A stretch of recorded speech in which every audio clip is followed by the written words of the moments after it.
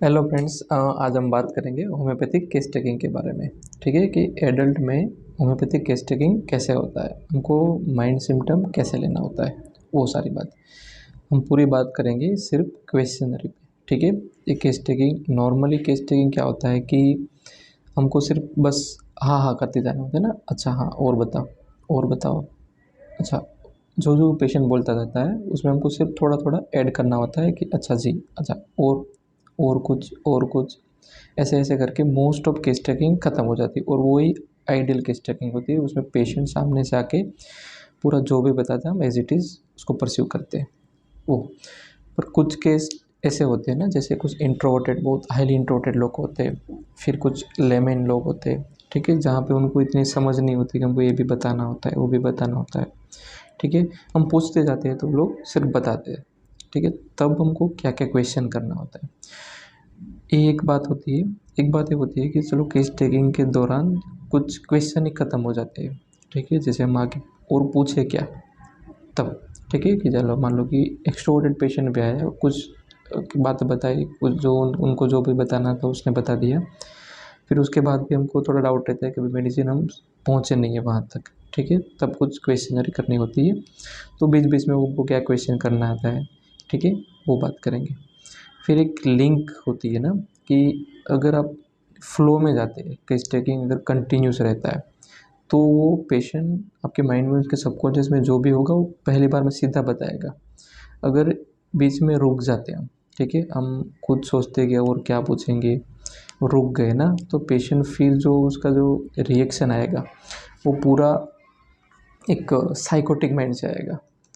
ठीक है, कि अच्छा सोच के बोलेंगे वो लोग तब, तो वो कोई काम का नहीं होता। इसलिए हमको केस टेकिंग में जो भी रिएक्शन मीन्स के जो भी हम पूछते हैं वो इतना कंटिन्यू हो ताकि वो पेशेंट हमको बता दे।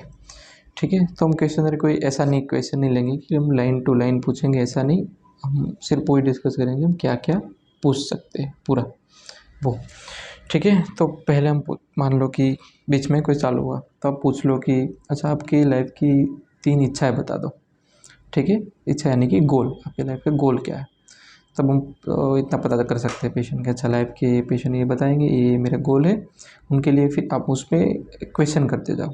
ठीक है, वो जो जो भी बता जाता है उन पे क्वेश्चन करते जाओ कि भाई अच्छा ये गोल किस वजह से गोल आया है। जैसे एक एग्जांपल लेते हैं कि भाई मेरे को पुलिस बनना है। ठीक, क्यों बनना है। तो हर पेशेंट का रिएक्शन अलग रहता है। किसी को पावर के लिए पुलिस बनना होता है, किसी को एक नेम फेम के लिए पुलिस बनना है, किसी को पैसे के लिए पुलिस बनना होता है, कुछ करप्शन होते हैं तो वहाँ पे भी। तो इस तरीके से रेमेडी डिसाइड हो जाती है हमारी। ठीक है, तो एक ही क्वेश्चन पूछो कि आपकी लाइफ की 3 डिज़ायर बता दो, 3 डिज़ायर में से मोस्ट ऑफ रेमेडी सेलेक्ट हो जाती है। फिर आप पूछो कि जब भी आप फ्री रहते हो, है ना, जब भी आप बैठे हो घर पे अकेले हो, तो आपके माइंड में मोस्ट ऑफ टाइम चलता क्या रहता है। है ना, बहुत सारे पेशेंट, कोई ना, मोस्ट ऑफ पेशेंट को कोई ना कोई जो एंजाइटी रहती है ना, वही वो बार बार सोचते रहते हैं। है ना, तो आप पूछो कि जब भी आप फ्री होते हो ना तब आप सोचते क्या हो मोस्ट ऑफ। कोई पेशेंट अपने रोग के बारे में सोचता है, अपने शरीर के बारे में, दूसरों के बारे में कोई सोचता है, बिजनेस के बारे में सोचता है। तो वहाँ से क्लू हो जाएगा। फिर आप पूछो कि अच्छा आपको अगर जो उनके साथ उनके इस पेशेंट का कोई रिलेटिव आया हो या फिर पेशेंट अकेला बैठा हो, आप पूछो कि अच्छा आपको क्या लगता है कि आपके स्वभाव में या आपके मूड में ऐसा लगता है कि कोई जगह पे चेंज करना हो, है ना, कि आपको लगता हो कि ये चेंज करना चाहिए। मान लो कि आपसे हो नहीं रहा हो, ठीक है, वो एक अलग बात है कि नहीं हो रहा है, तब भी बताओ अच्छा नहीं हो रहा है, मेरे को लग रहा है कि मेरे को इतना गुस्सा आता है ना सर, पर मेरे को, मैं तोड़ ही देता हूँ। अब मेरे को इसको कंट्रोल करना है पर हो नहीं पा रहा, फिर से मैं तोड़ देता हूँ। है ना, तो ये भी सब रूब्रिक है कि कंट्रोल नहीं कर पा रहे, इच्छा तो है। तो दे आप पूछो कि भाई अच्छा आपके मूड में क्या क्या स्वभाव में, तो सब लोग अलग अलग बताएंगे। किसी को गुस्से में चाहिए, किसी को इतने, सर मेरे को इतनी दया आ जाती है ना कि मैं खुद की चीज़ें दे देता हूँ, तो मेरे को लगता है कि मुझे वहाँ भी चेंज करनी चाहिए। तो वो सारी चीज़ें वो हर पेशेंट अलग अलग बताएंगे आपको। ठीक है, एक। फिर आप पूछो अपने उनके काम के बारे में कि आपका फेवरेट काम कौन सा है ना। यहाँ से कभी कभी कुछ पेशेंट, मान लो कोई जॉब वाले पेशेंट आते हैं, तो जॉब उनका फेवरेट काम नहीं होता है, पर उनका मान लो कि कोई ड्राइंग काम हो गया, पेंटिंग हो गया, ठीक है, कोई अदर एक्टिविटीज़ हो गई, वो उनका फेवरेट रहता है। पर अब कुछ वजह से वो काम नहीं कर पा रहे ना, तो वहाँ से केस खुलेगा पूरा ठीक है। तो आप ये पूछो कि कौन सा काम आपको फेवरेट है, तो वहाँ से हो सकता है कौन सा बिल्कुल पसंद ही नहीं है काम, तो बता देते हैं सर मैं जो कर रहा हूँ ना वो भी मुझे पसंद नहीं है, पर अब फैमिली की इतनी क्राइसिस में चल रही है तो फिर करना पड़ता है, तो वहाँ से केस खुल जाएगा। ठीक है। तो एक क्वेश्चनरी है जो आप धीरे धीरे धीरे करके पूरा केस को खोल देगी। फिर आप पूछोगे आपकी लाइफ की सबसे सैड मोमेंट, है ना, सैड मोमेंट बताओ आप। तो पेशेंट मान लो कि वो मोमेंट याद करके रोए, वहाँ से कुछ याद आए, ये सब एक रूब्रिक रहता है ना कि नैरेटिंग मोमेंट, नैरेट जो सिम्टम है एक रूब्रिक है, नैरेटिंग सिम्टम एग्रावेशन, तो वहाँ पिछले मोमेंट याद करके वो रोते तो ले लो, या सिर्फ वो याद करे तो वहाँ से कोई और क्लू मिले हमको। तो आपकी लाइफ की सैड मोमेंट बताओ। ठीक है। अच्छा वो हो गई। आपकी लाइफ की सबसे फेवरेट मोमेंट, सबसे बेस्ट मोमेंट बताओ।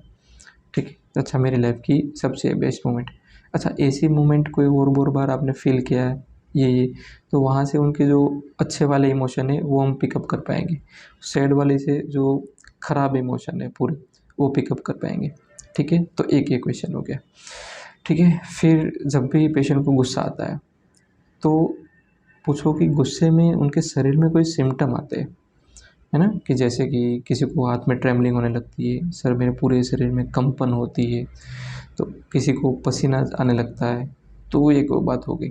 ठीक है। तो आप पूछो कि भाई आपको कोई और जैसे कोई सिम्टम आ रहा है तो ये भी कोई हमारे केस टेकिंग में यूज़फुल हो जाएगा, जैसे स्टेफिस एग्रिया को गुस्सा तो इतना है दबा देते हैं, अगर जब फिर करते हैं ना गुस्सा दबाने के बाद भी जब भी गुस्सा वो करते हैं तो पूरे शरीर में उसको ट्रेमलिंग रहती है, तो एक हो गया। फिर आप पूछो आपको कोई घर में अजीब सा आवाज़ सुनाई देना, अजीब सी चीज़ें दिखना, ऐसा कभी हुआ है या कभी होता है, या आपने फिर घर चेंज किया तब से ये सब चीज़ें हो रही है। तो कोई पेशेंट कभी कभी डर की वजह से बताते नहीं हैं, तो कुछ आप पूछते हैं तो बताते हैं, अच्छा हाँ सर मुझे ये घर में जब रहता था ना तब तक मुझे ऐसे आवाज़ सुनाई देती थी, फिर हमने क्या किया कि वो घर बदल दिया। वैसे तो वहाँ से कुछ कुछ क्लू मिलेंगे, कुछ रूब्रिक मिलेंगे। कुछ पेशेंट ऐसे होते हैं कि अच्छा कि हाँ हमने तो सुनाई देता है पर मैं उनसे बात करने लगता हूँ, है ना, वो तो मेरे को कुछ क्लू बता देते हैं, अच्छा मेरे धंधे में मुझे ये करना चाहिए वो करना चाहिए, मेरे से बात करने लगते हैं, तो एक अलग बात हो गई पूरी, तो वहाँ से कुछ क्लू मिल जाएंगे। तो ये पूछो। ठीक है। फिर बचपन से जाओ, मीन्स स्कूल लाइफ पूछो, है ना, कि अच्छा आपकी स्कूल लाइफ कैसी रही, पढ़ने में कैसे थे, वहाँ पे आपका स्वभाव कैसा रहा था, है ना। फिर उनके ये सब जब बात आप पूछते जाओ ना तब उसके जो पेशेंट होते हैं ना उनको ईगो को एक सेटिस्फाई करो और एग्जैगरेटेड कर दो। जब बचपन में कोई कांड वांड तो किए होंगे ना आपने ऐसे, तो अच्छा बोलते हैं ना हाँ हाँ सर हमने सर को मारा था, ये फोड़ डाला था, वो कर दिया था, क्योंकि जब खुद ऐसे मीन्स पेशेंट अपने ईगो को सेटिस्फाई करने के लिए सब कुछ बोलता है ना, तब थोड़ा आप थोड़े उसको ईगो को एक बस झलक दे दो थोड़ी कि भाई अच्छा ऐसा भी हुआ था, तो पूरी हिस्ट्री खोल देंगे आपकी। ठीक है। तो ये पूछो कि भाई स्कूल लाइफ कैसी थी। फिर जब बिज़नेस में आते हैं तो बिज़नेस लाइफ कैसी थी पूरी, है ना, कि जब से आपने बिज़नेस चालू किया तब से लाइफ में कोई उतार चढ़ाव तो आया होगा, कोई लॉसेस हुए होंगे, किसी ने आपको चीट किया होगा, है ना, पैसों के ऊपर थोड़ी स्ट्रगल रही होती है घर में, किसी को लेना देना होता है ऐसा कुछ भी, तो वहाँ से कुछ ना कुछ आपको मिलेगी। फैमिली लाइफ पूछो। ठीक है। घर में एक एक करके पूछना होता है ना, कुछ अगर लेडीज़ पेशेंट है तो एक एक करके पूछो घर में सबका स्वभाव कैसा है ना, तो नॉर्मली सब नॉर्मल बातें ऐसे ही बोलेंगे कि नहीं सबका स्वभाव बहुत अच्छा है, ऐसे नहीं। अच्छा देरानी जेठानी का तो कहाँ इतना बनता है ना, तो वहाँ से तो ऐसे देरानी का स्वभाव कैसा रहता है, जेठानी का कैसा है, सास का स्वभाव कैसा है, घर में कोई और लोग भी रहते होंगे किसी को गांव वाले लोग रहते हैं घर पे, तो वो अच्छा उनकी कौन सी बात आपको अच्छा नहीं लगती, वो ऐसा तो क्या करते हैं कि आपको इतना अच्छा नहीं लगता, है ना, आप क्या करें कि बस घर में रहना तो पड़ता है, समाज है, समाज के विरुद्ध तुम जा नहीं पाएंगे। फिर वहाँ से कुछ केस खुल जाएंगे। ठीक है हाँ सर ऐसी बात तो है, वहाँ से केस खुलते। तो फैमिली लाइफ। सामाजिक लाइफ पूछो, है ना, समाज में आपकी छाप कैसी है ना, फिर समाज के लिए फिर आप करते क्या क्या हो। कुछ पेशेंट होते हैं जो बता देंगे हमने समाज के लिए ये किया, समाज के लिए वो किया, तो सब बताएंगे अच्छा मैं समाज के लिए, अच्छा समाज में छाप ऐसी, फैमिली में आपकी छाप कैसी रहती है ना, कि भाई फैमिली में तो ये बंदा बहुत एरोगेंट है, मीन्स कि कोई रिलेटिव बताएंगे नहीं फैमिली के में तो बहुत गुस्सा करता है, बाहर कुछ नहीं बोलता है ना। तो एक एक अलग तरह का कॉन्स्टिट्यूशन हो जाता है। फिर तब क्वेश्चन करेंगे तो थोड़ा पता चलेगा। ठीक है, फिर पूछो कि अच्छा घर में ऐसी कोई बात बात होती है जो इससे आपको कुछ फ़र्क पड़ता हो। जैसे है ना कि भाई अच्छा मेरी वाइफ है ना ये करती है ना तब मुझे फ़र्क पड़ता है, मेरे बच्चे मेरी ये करते हैं ना तब मुझे फ़र्क पड़ता है, सुनते नहीं है, या मैंने बोला था कि उसको इसमें एडमिशन लो, इसमें एडमिशन नहीं लिया, ये काम करो वो काम नहीं किया, तो सर मुझे बहुत फ़र्क पड़ा इन बात का। ये डेली का हो गया सर अब तो, है ना, कोई सुनता नहीं है। तो वहाँ से आपको कुछ मिलेंगे केस। ठीक है, बाकी सब हस्बैंड के बारे में, सास ससुर दरानी जेठानी सबके बारे में थोड़ा थोड़ा पूछो, वहाँ से कुछ ना कुछ मिलेंगे। फिर लेडीज़ पेशेंट है तो पूछो कि अच्छा जब आप अपने वहाँ पे थे ना, मायके में थे, तब लाइफ कैसी थी आपकी तब। ठीक है, फिर जब मायके थे तब ऐसी लाइफ थी। अच्छा अब जब आप शादी करके जब आए ना तब आपकी लाइफ कैसी रही, तो आप थोड़ा ऐड कर दो ना कि देखो सबको होता है ना कि भाई मैं भी मेरे यहाँ मेरा घर है तो मैं यहाँ फ्रीली रह सकता हूँ, सब कुछ कर सकता हूँ। अगर मेरे को दूसरों के घर जाना पड़ता है ना तो स्टार्टिंग में मुझे थोड़ा एडजस्ट करना पड़ता है, वो सबको करना पड़ता है, सब लेडीज़ को करना पड़ता है, तो आपको भी कुछ करना पड़ा होगा, है ना, क्योंकि सबका स्वभाव सेम नहीं होता है। तो वहाँ से बताएंगे आपको, है ना।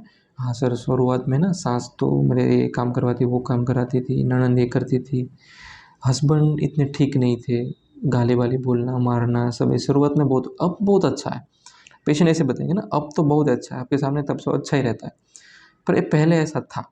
तो अगर आप पूछेंगे ना कि स्टार्टिंग लाइफ कैसी रही थी शादी के बाद, तब वो पूरी खुलेगी हिस्ट्री कि अच्छा शादी के बाद ये सब हुआ था, घर का एटमोसफियर ऐसा गाली वाला था, मारने वाला था, ये सब बातें। फिर आप पूछो कि अच्छा घर में आपके साथ थोड़े भेदभाव तो होते हैं ना, ये सब कॉमन हो गया घर में, तो अच्छा हाँ ये ना मेरे जो मम्मी है ना उन्हें ज़मीन सारी मेरे भाई के नाम पे करी है, 6 बीघा इनको दिया, मेरे को सिर्फ 4 ही दिया, 2 बीघा का उसमें भेदभाव हो गया।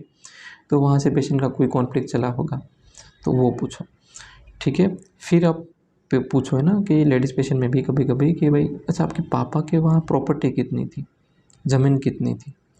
उनसे क्या होगा कि वहाँ प्रॉपर्टी अगर बहुत अच्छी होगी और यहाँ पे बहुत कम वाली प्रॉपर्टी पे शादी किया होगा, तो वहाँ एक क्वेश्चन आ जाएगा कि वहाँ पे इतना अच्छा था तो यहाँ कम पैसों वालों में या फिर गरीब में शादी क्यों करनी पड़ी, ऐसी कोई बात थी, वो एक क्वेश्चन आ जाएगा। दूसरा, अगर चलो एक रिलेशन की वजह से कर भी दिया, तो जो लोग बहुत पैसों वाले होते हैं, जो जहाँ पे उसने जैसी लाइफस्टाइल में जिए होते हैं, यहाँ इतनी लाइफस्टाइल नहीं होती है, वहाँ पे थोड़ी फ्रीडम होती है, यहाँ इतनी फ्रीडम नहीं होती है ना, तब वहाँ से कुछ मिलेगा आपको ही। अच्छा अब यहाँ आके फिर लाइफ में ये दिक्कत आई, उसके बाद ये डिजीज़ चालू हुआ, तो ये पूछना होता है। ठीक है, फिर आप पूछोगे अच्छा आपको बचपन से घर में कोई ऐसी चीज़ें होती है जो बार बार आपको सुनाते रहते हैं, है ना, तू काम की नहीं है ना, एग्जाम्पल देते रहो कि बस तेरा कोई घर में काम, तेरी कोई ऐसा बोलते हैं ना, तो कुछ काम की नहीं है, ऐसा तेरे से कुछ नहीं होगा ऐसे। तो आप कुछ एग्जांपल दो ताकि पेशेंट को पता चलेगा आप पूछना क्या चाहते हो। अच्छा तो हाँ सर मुझे घर में सब मोटी मोटी बोलते रहते हैं, तो पेशेंट सेंसिटिव है उस बात को लेके, तो आप वहाँ से पूछो कि ऐसे क्या फील करते हो वो सब, तो वह थोड़ा केस वहाँ से खुलेगा। घर में मम्मी पापा की कोई होता है, किसी की डेथ बहुत जल्दी हो जाती है, रिस्पॉन्सिबिलिटी आ जाती है, तो ये भी पूछो कि डेथ वेथ जल्दी नहीं हुई ना। जैसे किसी के घर में पापा की डेथ बहुत जल्दी हो जाती है, तो पूछो अच्छा घर किसने संभाला था, तो नहीं सास और जो सास चाचा है ना उनने संभाली है, तो यहाँ पे रिस्पॉन्सिबिलिटी नहीं आ रही है। ठीक है, चाचा ने बरोबर ध्यान दिया था, नहीं सर वो उसने जो ध्यान तो दिया पर ज़मीन ले ली है पूरी सारी हमारी, है ना, तो वहाँ से कोई कॉन्फ्लिक्ट आया होगा, तो ये पूछो। ठीक है, फिर पूछो कि अच्छा आपके जो घर है तो कितनी बार बदलते रहते हैं, मीन्स कि बहुत सारे पेशेंट को क्या होता है कि खुद का घर नहीं होता है, बार बार बदलना पड़ता है, तो वहाँ से भी कुछ डिल्यूजन है कि मैं बार जो लोगों को बार बार घर बदलना पड़ रहा हूँ। फिर आप फैमिली में पूछो कितने भाई बहन, ठीक है, मामा मामी के वहाँ पे कितने बच्चे, वो सब पूछेंगे तो साइड का थोड़ा एटमॉस्फेयर आपको मिलेगा कि उसके पूरे परिवार में इस तरह का बुरा माहौल रहा है और पेशेंट इन माहौल से पूरा आया है, तो यहाँ पे उसका एडेप्टेशन कैसा रहा वो पता चलेगा।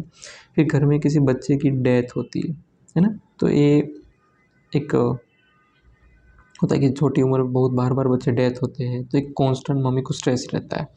तो वो पूछ लो कि डेथ वेथ तो नहीं हुई है, किसी का एक्सीडेंट वैक्सीडेंट तो नहीं हुआ है, घर में चोरी बोरी तो नहीं हुई है, ठीक है। ये कभी कभी पेशेंट सब चीज़ें भूल जाते हैं ना। उनको तो सिर्फ अभी आपके पास जो आए हैं तो सिर्फ इतना ही होता है कि भाई मुझे जो हुआ है आप उनकी दवा दो। उनको पता नहीं होता ना कि भाई ये सब चीज़ें काम की होती है ना। अगर आपको पिकअप हो जाता है कि भाई उनको सिर्फ इतने से ही कंसर्न है, होता है कि इस पेशेंट को इतने भाई मेरे को ये हो रहा है तो मुझे डर लग रहा है मुझे कैंसर ना हो जाए, तो एक पेशेंट का कंसर्न है ना, तो ये एक स्ट्राइकिंग सिम्टम है, ये तो हमको कन्फर्म लेना ही लेना है। पर कुछ केस होते हैं जहाँ पे भाई कुछ ऐसी बात नहीं है, बहुत क्रॉनिक केस चल रहा है तो सब डिसीज़ पूरी है, हम ये सब पूछते हैं कि भाई उनका डिस्पोजिशन जानने के लिए कि पेशेंट का डिस्पोजिशन कैसा है, वो किन किन एटमॉस्फेयर में कैसा कैसा रिएक्ट करता है, तब ये सारी चीज़ें पूछनी होती है हमको, कि तब क्लू मिलता है। फिर अब कुछ पेशेंट को इंटेलेक्ट के बारे में थोड़ा जान लो आप, है ना, एंड कि भाई पढ़ने में कैसे थे, खुद का डिसीज़न आप खुद ले पाते थे, अगर घर में कोई क्रिटिकल सिचुएशन आती तब आपका रिएक्शन कैसा था, है ना, आप हैंडल कर पाते थे। नहीं सर मेरे को भैया की हेल्प की ज़रूरत पड़ती थी, मेरे से अकेले से नहीं होता है, तो आपको पता पड़ा कि विल पावर कितना है पेशेंट का। तो ये सब चीज़ें हैं, ठीक है। मोरल्स कैसे पेशेंट के, वो तो ऐसे ही पता चल जाएगा। अच्छा हाँ, गैम्बलिंग वैम्बलिंग कुछ करता हो या फिर पत्ते जुआ, ये सब ऐसे पता चलेगा कि मोरल कैसे, कितनों के पास से पैसे ले फिर कितनों को दिए दिए नहीं है, ऐसी बात। ये एक, ठीक है। फिर एक घर में पूछो अगर है कि बचपन में आपको अपने भाई या बहन हो तो डोमिनेट करते थे, आपको आपसे सारी चीज़ ले लेते थे, आपको मारते डराते रहते थे, ये, ठीक है। किसी ने आपको डायरेक्ट क्वेश्चन करो कि अच्छा कोई ऐसी बात है जो किसी ने आपकी इंसल्ट किया हो और आपको याद हो, है ना। अच्छा याद है सर। अच्छा उसमें आपका रिएक्शन क्या था, फिर आपने क्या रिएक्ट किया था। अच्छा हर बार आप यही रिएक्ट करते हो, है ना, भाई आपने किसी से इंसल्ट किया आप बैठ जाते हो घर पे जाके, कुछ बोलते नहीं हो, कुछ जवाब भी नहीं देते हो। अच्छा या उसकी पूरी लाइफ ख़राब कर देते हो, रिवेंज ले लेते हो इतना, है ना। तो हर पेशेंट का रिएक्शन अलग होता है, किसी किसी को मीन्स चैन नहीं पड़ता कि रिवेंज ले बिना, तब तक चैन नहीं पड़ता, तो पूरा अलग कंसिट्यूशन आ जाए। फिर आप याददाश्त के बारे में पूछो ना कि आप जल्दी बहुत चीज़ें याद रख पाते हो, नहीं रख पाते हो, कोई पुरानी मेमोरी बहुत जल्दी इतनी याद रहती है, किसी को डेट बहुत जल्दी याद रह जाती है, तो पर्टिकुलर एक पूछते जाओ कि अच्छा ये चीज़ें याद रहती है, ये चीज़ें मैं भूल जाता हूँ। बचपन में वो जो क्लासेस होती है तो क्लास में मॉनिटर बनना पसंद होता है, तो वहाँ से थोड़ा पता चलता है, ठीक है। फिर कुछ चीज़ें होती है कि भाई आप में कोई आर्ट है, ठीक है। फिर कुछ पेशेंट होते हैं पूरे ये जो वर्सेस में बात करते हैं हमारे से, है ना, एक आपको लगेगा ना ये बात बात पे एक एक बोलते हैं ना कि शायरी टाइप की पूरी, वैसे ही बात करेंगे तो वो भी रूब्रिक है हमारे पास की, वैसा रूब्रिक है, ठीक है। फिर हम बात कुछ कर रहे हैं, बात वो कुछ और समझ रहे हैं और कुछ बात कर रहा है, तो वो एक ऑब्जर्वेशन करना होता है। एक क्लेयरवाइंट स्टेट होती है कि भाई उनको सर मैंने जो सपने में आता है ना वो हर बार सही होता है, अब कंफर्म करो कितनी बार सही होता है। अच्छा तो हर बार सही होता है तो लेना है। अगर सिर्फ उनका ये इंट्यूजन है या सिर्फ उनको लग रहा है कि हाँ सर 5 बार सही हुआ 3 बार नहीं हुआ तो मत लेना, 6 बार हुआ 6 बार सही हुआ तो ले लेना है, ठीक है। फिर पेशेंट की सेंसिटिविटी के बारे में पूछो कि भाई अच्छा पेशेंट को फ़र्क किन बात से पड़ता है ना, किसी को रूडनेस सबके सामने सर बोले ना मुझे बहुत फ़र्क पड़ता है, वो अकेले में बोले मुझे चलेगा, अकेले में मारे मुझे कोई प्रॉब्लम नहीं है। सेंसिटिव टू क्रिटिसिज्म से सेंसिटिव है पेशेंट, इससे रूडनेस से मॉरल इंप्रेशन से सब जगह से पेशेंट की सेंसिटिविटी होती है, कोई हंस ना दे, तब सेंसिटिविटी के बारे में थोड़ा पूछो, ठीक है। कोई बात पे मिस्टेक के बारे में पूछो ना, मिस्टेक मेकिंग वाले सारे रूब्रिक है कि भाई अ, ये बात मान लो कि किसी को मेजरमेंट में मिस्टेक आ रही है, लेफ़्ट राइट में मिस्टेक आ रही है, नेम में मिस्टेक आ रही है, बोलने में मिस्टेक आ रही है, कैलकुलेशन में आ रही है, डायरेक्शन में आ रही है, तो आप पूछो कि कोई ऐसी ऐसी बात हो रही है आपके साथ जो थोड़ा वहाँ से मिस्टेक। हाँ सर मुझे आज तक सर पता नहीं चला कि लेफ़्ट राइट में थोड़ा दिक्कत होती है ना, कि ये पेशेंट का लेफ़्ट है या राइट है ना, तो जर्मेनियम मेडिसिन है उनकी, ऐसे।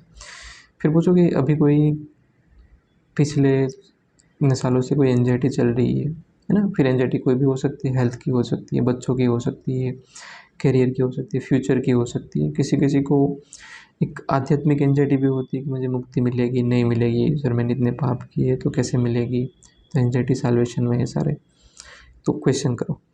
बीजू सबसे ज़्यादा अटैचमेंट किससे, तो मम्मी से सर सबसे ज़्यादा अटैचमेंट है, क्यों है ऐसा, तो मम्मी से क्या मिलता है सर, मम्मी का जो नेचर है ना वो मेरे को इतना ध्यान रखती है, मेरा खाने पीने देती है, वो करती है ना।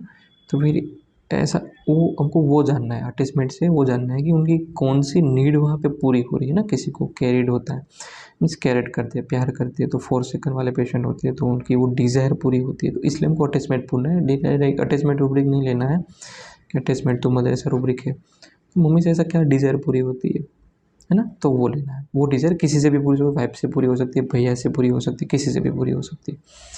फिर आप एक कभी कभी फाइनलाइजेशन के लिए हम पूछते हैं, अच्छा आपकी लाइफ में सबसे ज़्यादा इम्पोर्टेंट क्या चीज़ है, तो आप ऑप्शन भी दे सकते हो ना, पैसा, प्यार, इज्जत, मान सम्मान, नेम, फेम, बिजनेस, फ्रेंड्स, सब। तो पेशेंट के लिए कोई एक बताओ कि अच्छा आपके लिए सबसे ज़्यादा, अच्छा सर मेरे लिए बिजनेस इम्पोर्टेंट है, तो वो रेमेडी पूरी अलग हो जाएगी।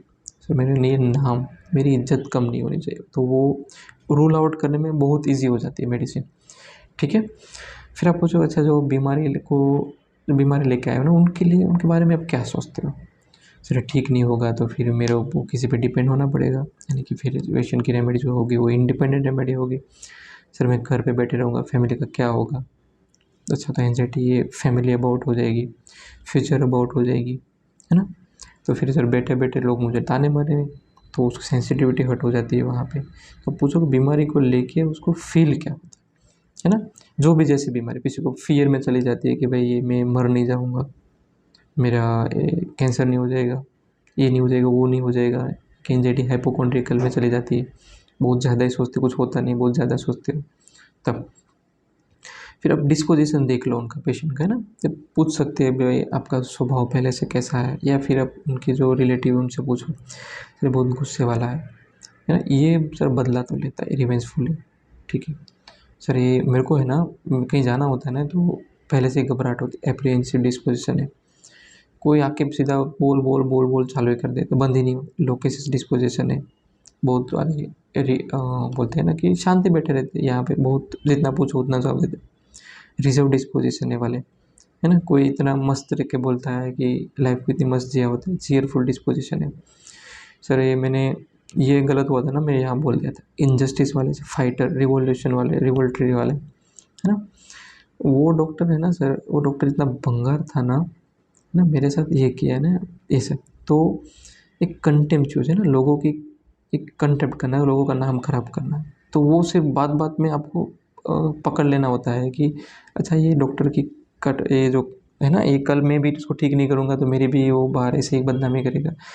तो उनका नेचर ही ऐसा होता है, तो कंटेम्पचुअस नेचर हो गया। किसी का इंडिफरेंस नेचर होता है ना, कि भाई कोई फ़र्क ही नहीं पड़ता लाइफ से, जो अब दवा दो ठीक है, ठीक होगा तो ठीक, नहीं हो कोई बात नहीं।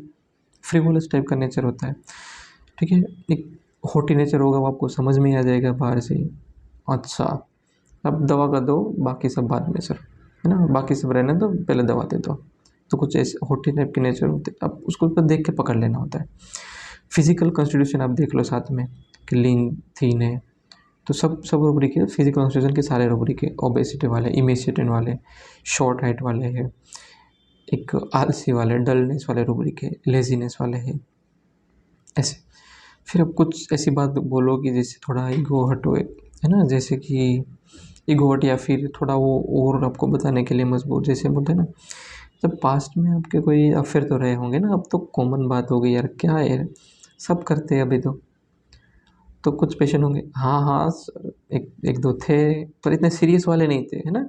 पेशेंट कभी सीरियस वाले बताएंगे भी नहीं, है ना। स्टार्टिंग में ऐसे ही बंदे होंगे कि जब हाँ सर इतने नहीं थे, ठीक था, अब तो हम भूल गए, पर कुछ क्लू होगा वहाँ से मिल जाएंगे ना। अच्छा सीरियस वाले नहीं थे तो ऐसे ही नेचर है आपका कि ऐसे ही चल जाता है, हाँ सर चल जाता है, एक दो तीन का, फिर तो वहाँ पे एडल्ट्रस रूब्रिक आ जाता है पूरा, ठीक है। तो वो एक बात हो जाती है। फिर कुछ होते हैं ना, कुछ बड़े लोग होते हैं, किसको नहीं होता है सर, अब तो एक कॉमन हो गया ना, किसको नहीं होता है।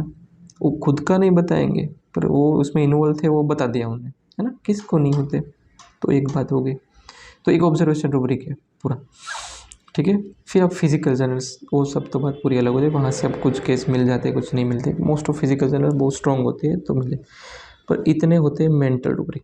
है ना। मेंटल केस में आपको इतने क्वेश्चन कर लेंगे ना, मोस्ट ऑफ केस आपके खुल जाएंगे, ठीक है। बाकी तो आइडियल केस टेकिंग मैंने बोला वैसे ही कि आप बस सिर्फ पेशेंट आए, अच्छा जी क्या हो रहा है, मुझे बताते जाते, पूरा लिखते जाना है, ठीक है। पूरा डिटेल में जो भी बताते थे लिखते थे, वो जहाँ पे रुका वहाँ पे आपका सीधे इन सारे क्वेश्चनर्स पे कोई क्वेश्चन आ जाना चाहिए, ताकि पेशेंट की लिंक ब्रेक ना हो। उनकी लिंक ब्रेक हो गई ना तो उसका जो लॉजिकल माइंड है ना वो चालू हो जाएगा सीधा, है ना। अच्छा वो फिर लॉजिक देंगे, जैसे आपने बोले ना कि ब्रेकअप वाले कोई ऐसा कुछ हुआ है ब्रेकअप, नहीं सर ये तो मेरे दोस्त का हुआ था, तो वो पूरी दोस्त की कहानी उनकी कहानी को लेके बता देंगे, क्योंकि उसको टाइम मिल गया ना। वरना क्या होगा कि वो कुछ ऐसी बात बोल देंगे कि आप तुरंत उसको पकड़ जाएंगे, अच्छा कि यहाँ पे कुछ हुआ था, ऐसे क्वेश्चन कर देना, फिर बाद में धीरे धीरे हम पूछें ऐसे, ठीक है। तो ये हो गया पूरा एडल्ट का केस टेकिंग। Thank you.